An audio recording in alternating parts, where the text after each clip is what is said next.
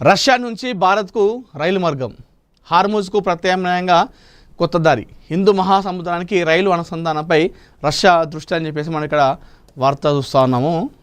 అంటే రష్యా నుంచి ఇండియా రావడానికి మనకు మామూలుగా ఫ్లైట్ ద్వారా వెళ్తాం, అట్లా కాకుండా రైలు మార్గం ద్వారా వెళ్ళే విధంగా కూడా ఇక్కడ అడుగులు వేస్తూ ఉందంట. ఇంతకు అది ఏందో చూద్దాం ఒకసారి.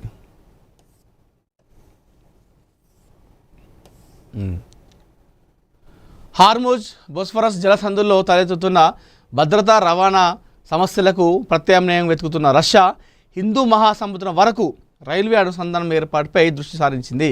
భారత్కు చేరుకున్న మార్గాన్ని కూడా పరిశీలించాలని రష్యా ఉప ప్రధాని మరత్ కుస్నలిన్ ప్రతిపాదించారు.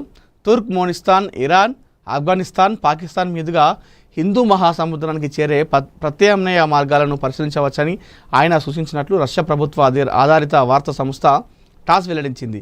హిందూ మహాసముద్రానికి రైల్వే మార్గాన్ని కూడా అన్వేషించాలి. బోస్ఫరస్, హార్ముజ్ జలసంధులకు సంబంధించిన ప్రమాదాల నేపథ్యంలో ప్రత్యామ్నాయ మార్గాలు అవసరం కావచ్చు. తుర్క్మెనిస్తాన్, ఇరాన్, ఆఫ్ఘనిస్తాన్, పాకిస్తాన్ మీదుగా వెళ్లే మార్గాలను పరిశీలించవచ్చు. భారత్కు ప్రవేశం కల్పించే ఏ మార్గమైనా ఆమోదయోగ్యమే అని కుస్నలిన్ పేర్కొన్నట్లు టాస్ తెలిపింది. అయితే ఇది ప్రస్తుతం ఖరారైన రైల్వే ప్రాజెక్టు కాదు, కొత్త కారిడార్ సాధ్యాలను పరిశీలించాలన్న ప్రతిపాదన మాత్రమే. మార్గం, వ్యయం, భద్రత, ఆయా దేశాల సహకారం, రైల్వే మౌలిక సదుపాయాల అనుసంధానం వంటి అనేక అంశాలపై అధ్యయనం చేయాల్సి ఉంటుంది. అందువల్ల రష్యా నుంచి భారత్కు త్వరలో నేరుగా రైలు నడుస్తాయన్న అర్థం చేసుకోవడంతో తొందరపాటు అవుతుంది. ఇది కథ. రష్యా నుంచి భారత్కు రైలు మార్గం అంట, అది ఇంకా ప్రతిపాదన మాత్రమే అంట, ఇంకా కాలేదు.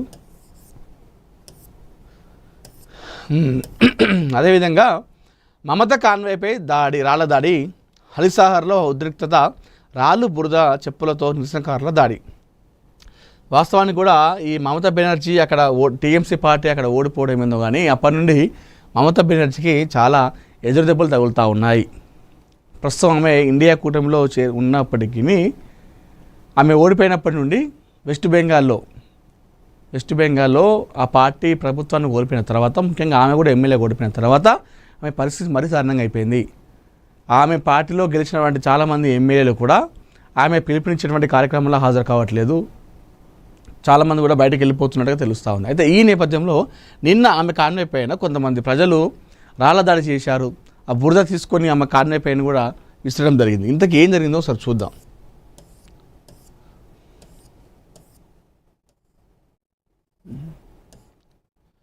పశ్చిమ బెంగాల్లో రాజకీయ ఉద్రిక్తతలు మరోసారి బగ్గుమన్నాయి. ఉత్తర 24 పరిగణాల జిల్లా హల్సాహార్లో తృణమూల్ కాంగ్రెస్ అధినేత్రి మమతా బెనర్జీ కాన్వాయ్పై నిరసనకారులు రాళ్ళు, బురద, చెప్పులు విసిరారు. పోలీస్ భద్రత మధ్య కొందరు వ్యక్తులు ఆమె వాహనాన్ని అడ్డుకొని నినాదాలు చేస్తూ దాడికి పాల్పడడంతో అక్కడ కొద్దిసేపు ఉద్రిక్త పరిస్థితికి నెలకొంది. పోలీస్ కస్టడీలో మృతి చెందిన టీఎంసీ కార్యకర్త బిర్జు కియోత్ కుటుంబాన్ని పరామర్శించేందుకు మమతా బెనర్జీ హలిసాహర్ వెళ్లారు. ఈ సందర్భంగా ఆమె కాన్వాయ్ని కొందరు నిరసనకారులు అడ్డుకున్నారు. వాహనాలపై బురద పూయడంతో పాటు రాళ్ళు, చెప్పులు విసిరినట్లు ప్రత్యక్ష కథనాలు పేర్కొన్నాయి. పోలీసు నిరసనకారులను ఆదుపు చేసేందుకు ప్రయత్నించినప్పటికీ కొంతసేపు ఉద్రిక్తత కొనసాగింది. ఘటన అనంతరం మమతా బెనర్జీ తీవ్ర ఆగ్రహం వ్యక్తం చేశారు. పోలీసుల సమక్షంలోనే తన వాహనంపై పెద్ద రాళ్ళు, ఇటుకలు, బురద విసిరారని ఆరోపించారు. కారు కిటికీలు తెరిచి ఉంటే పరిస్థితి మరింత ప్రమాదకరంగా మారేదని, తన ప్రాణానికే ముప్పు ఏర్పడదని ఆవేదన వ్యక్తం చేశారు. తన భద్రత కోసం పోలీసులు తగిన చర్యలు తీసుకోలేదని ఆమె విమర్శించారు. ఈ ఘటనపై పశ్చిమ బెంగాల్ బీజేపీ తీవ్రంగా స్పందించింది. మమతా బెనర్జీపై జరిగిన దాడిని ఖండించిన పార్టీ రాష్ట్ర అధ్యక్షుడు సమీక్ భట్టాచార్య ఈ ఘటనతో బీజేపీకి ఎలాంటి సంబంధం లేదని స్పష్టం చేశారు. దాడికి పాల్పడిన వారిని గుర్తించి పోలీసులు చట్టపరమైన చర్యలు తీసుకోవాలని డిమాండ్ చేశారు. బిర్జు కియోత్ మృతిపై ఇప్పటికే రాజకీయ దుమారం రేగుతోంది. పోలీసు కస్టడీలో ఆయన మరణించడంపై టీఎంసీ తీవ్ర ఆరోపణలు చేస్తుండగా ఈ వ్యవహారంపై ప్రతిపక్షాలు కూడా ప్రశ్నలు లేవనెత్తుతున్నాయి. ఇదే సమయంలో ఆయన కుటుంబాన్ని పరామర్శించేందుకు వెళ్లిన మమతా బెనర్జీ కాన్వాయ్పై దాడి జరగడంతో వివాదం మరింత ముదిరింది. పశ్చిమ బెంగాల్లో ఇటీవల జరిగిన అసెంబ్లీ ఎన్నికల్లో టీఎంసీ పరాజయం తర్వాత రాష్ట్ర రాజకీయాల్లో అధికార మార్పు చోటు చేసుకుంది. ఈ నేపథ్యంలో టీఎంసీ, బీజేపీ మధ్య రాజకీయ వైరం మరింత తీవ్రరూపం దాల్చింది. ఎన్నికల అనంతరం చోటు చేసుకుంటున్న ఘర్షణలు, నేతలపై నిరసనలు, కార్యకర్తలపై దాడుల ఆరోపణల రాష్ట్రంలో రాజకీయ వాతావరణాన్ని మరింత వేడెక్కిస్తున్నాయి. మమతా బెనర్జీ కాన్వాయ్పై తాజా దాడి కూడా ఈ రాజకీయ ఉద్రిక్తల నేపథ్యంలో ప్రాధాన్యం సంతరించుకుంది. ఈ ఘటనపై పోలీసులు దర్యాప్తు చేపట్టి దాడికి పాల్పడిన వారిని గుర్తించే ప్రయత్నం చేస్తున్నారు. అయితే దాడి వెనుక రాజకీయ కుట్ర ఉందన్న ఆరోపణలకు ఇప్పటివరకు స్వతంత్ర నిర్ధారణ లభించలేదు. ఈ ఘటనతో అలిసాహార్లో భద్రతను కట్టుదిట్టం చేయడం జరిగింది. పోలీసు సమక్షంలోనే నా మీద ఇంత దాడి జరిగింది, రాళ్ళు విసిరిరు, ఇటుకలు వేసిరు, పెద్ద పెద్ద రాళ్ళు విసిరిరు, బురదలేరు, ఇక కారు కిటికీ అద్దాలు దించుంటే ఇంకా మరింత ఇంకెక్కువ అయ్యేది, నా ప్రాణానికే ముప్పు అయ్యేది అని చెప్పేసి చెప్తా ఉంది. అయితే దీనికంతా కూడా పోలీసులే కారణం, వాళ్ళ సమక్షం జరిగిందంటే దీనికి బీజేపీ పార్టీ స్పందించింది. అసలు ఆ దాడికి మాకు ఎలాంటి సంబంధం లేదు, ఆ దాడిలో ఎవరైతే పాల్గొన్నారో వారిని గుర్తించి పోలీసులు తగిన చర్యలు తీసుకోవాలని చెప్పేసి వాళ్ళు కూడా డిమాండ్ చేయడం జరిగింది. అంటే వాళ్ళకి ఎలాంటి గతంలో ఈ ప్రభుత్వంలో ఉన్నప్పుడు ఏదన్నా అన్యాయం జరిగిందా లేకపోతే ఆ ప్రాంతానికి ఏం జరిగిందో తెలియదు, కానీ మొత్తానికైతే అక్కడ ఆమె పైన దాడి జరగడంతో ఒకసారిగా అక్కడ ఉద్రిక్త పరిస్థితులు కనిపించినాయి. హిందూ పండుగలపై వివక్ష ఎందుకు? కేటీఆర్కు అమ్మవారి దయతోనే జ్ఞానోదయం. బీజేపీ వస్తే స్వర్ణ దేవాలయంగా భాగ్యలక్ష్మి గుడి.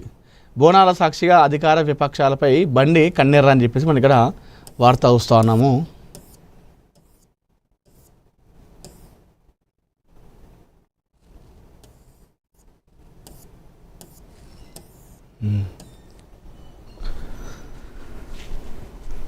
పాత బస్తీ బోనాల ఉత్సవాల వేదికగా తెలంగాణ రాజకీయాలు ఒక్కసారిగా వేడెక్కాయి.